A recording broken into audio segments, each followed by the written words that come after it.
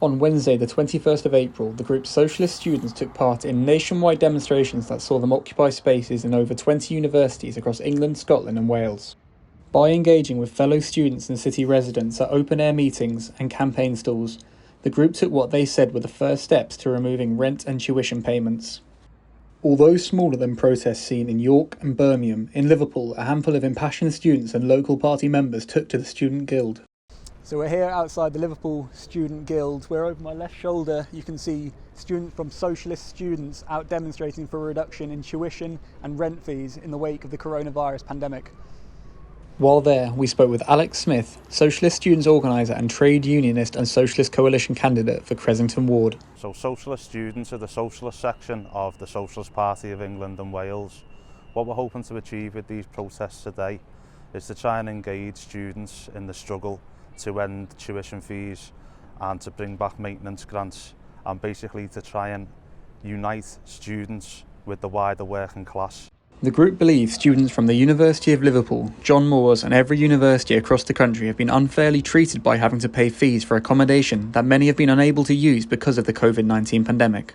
They also say they hope to mobilise more rent strikes, similar to those seen at the University of Manchester in November 2020, where protests saw a 30% reduction in first semester payments. Students have been scapegoated over the last year. There's been basically a ploy, unfortunately, by the universities in part and by the government to basically get students into halls of residence so that they can get the fees from them and the course fees, even though students could have studied from home from the very beginning. So unfortunately there has been a bit of a racket going on, which we in Socialist Students completely oppose, and we want to try and mobilise where possible student rent strikes and opposition to those moves.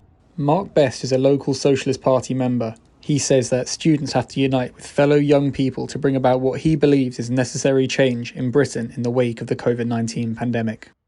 Young people at the minute are facing attacks on all different fronts. You know, there's the students who are facing, massively overpriced fees, not being able to go to university for the year while still paying rent and those massive fees. So we're supporting campaigns for fee refunds and free education as well. But I think that other young people who are in work, potentially facing being thrown on the scrap heap of unemployment, mass youth unemployment, as some of the sort of the zombie firms are thrown to the wall as the furlough scheme ends. So I think one of the main things we're doing is trying to link up young people across the board, whether they're in college, university, in work, or unfortunately unemployed.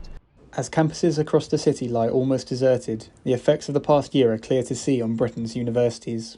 The University of Liverpool agreed to offer rent rebates in December and January following pressure from university representatives, but thousands of students in the city have continued to pay for accommodation while remaining at home on government advice.